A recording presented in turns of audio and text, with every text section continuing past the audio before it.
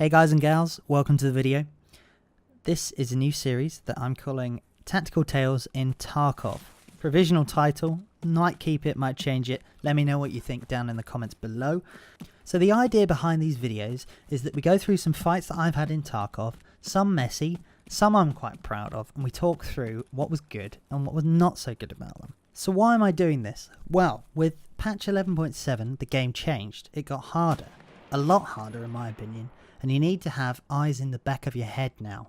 Scavs are a significant threat at the moment, and if you disrespect them, they'll definitely have your life. I hated the first 4 hours of this patch. I absolutely sucked in the new wipe, and it was getting on my nerves. But it forced me to change the way I play and adapt my approach to firefights, and since then I've had a lot more success.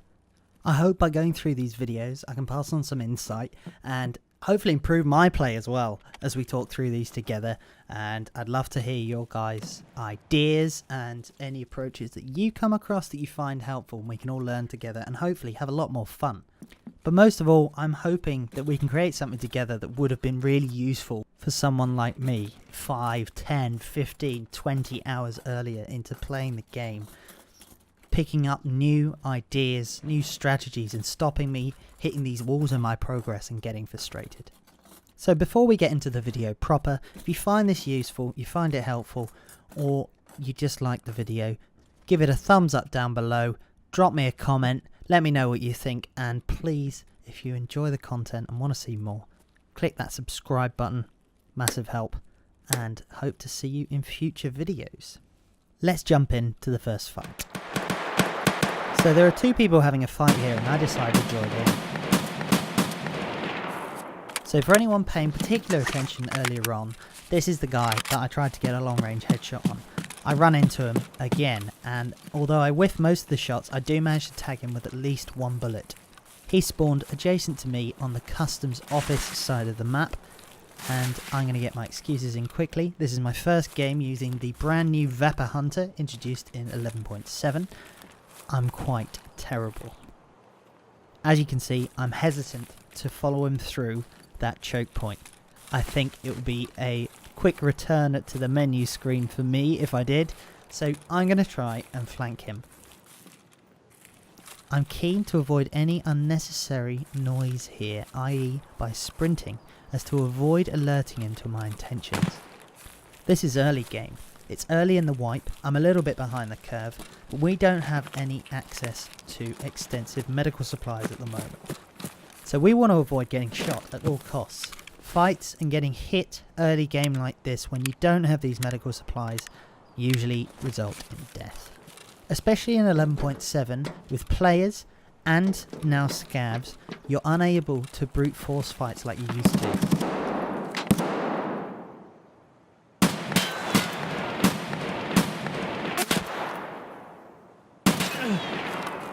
First big mistake of the game.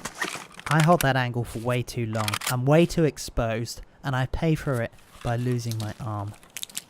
This is particularly bad, as I've had to pop my first painkiller. Less than 5 minutes into the raid, I've lost an arm. That gives you a significant penalty to ADS time. This can make future engagements particularly stressful and reduce your chances of success. Now this player had me dead to rights at the previous angle. I don't want to repeat that, that's just asking to get shot in the face.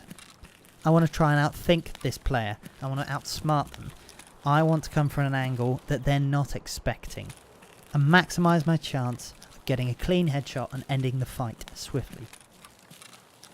I choose not to go down the previous avenue and flank this 90-degree angle instead, getting 2 clean headshots on what looks like a player and a scav. Perfect. They're facing in the other direction and didn't see my flank coming. Ammo management is one of the most underrated things in Tarkov, and something I find content creators don't talk about enough. If you don't get this right, it can put you at a significant disadvantage and lose you a lot of fights. Either through not having enough ammo in your mags when you need it in the middle of a firefight, or reloading inappropriately and losing situational awareness. No prize for my reload there, but I do have full mags. They are replenished and I managed to get a couple of heals in there, before I go to investigate. This is so important. I can't tell you how many times I've died because I go and greed for loot instead of maintaining situational awareness and taking stock of what's changed since I've been in an engagement. Whilst checking the area, I noticed the bodies are of 2 scavs, not the player I was fighting. I do a double take. This is very fortunate. I managed to get the headshot off, he whiffs his shots, and I take him out cleanly. This is quite a bad mistake that I nearly got punished for.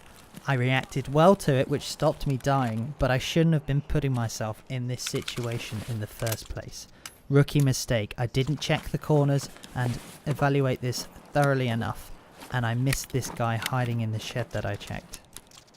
Not greeding for loot saves my bacon there, but that was way too close, and if the guy had a better weapon or had taken a better shot, I'd be looking at the menu right now. I'm alerted to someone nearby, but miss most of my shots. Sprinting behind the car is a good idea, but I've left myself vulnerable while I reload. Here I focus on making myself as small as possible to buy myself time and avoid being one-tapped by the scav. Restock time. Heal, reload, refill mags, and get some situational awareness. We've been in an engagement for a long time now, and we've made a lot of noise that's undoubtedly drawn some unwanted attention. This also serves as a good point where we're in cover nearby to observe and gain some information from our surroundings. With the active headset that we've got, we should be able to pick up on anyone snooping around to check out the area and the fresh loot that's just dropped on the ground. Fortunately, I don't hear any. I restock, get myself sorted, and I'm now ready to loot without putting myself at any unnecessary risk. That wraps it up for this first video. I hope you guys enjoyed. I wanted to keep it information packed and fairly short and sweet as far as my videos go, and we'll be looking at including 1 or 2 fights per episode if this is something you guys want to see long term. Hit me up with that like down below, hit the thumbs up, and click subscribe if you enjoyed the content and want to see more of it. Let me know what you think down in the comments, and I hope to see you in the next video, guys. Catch you next time.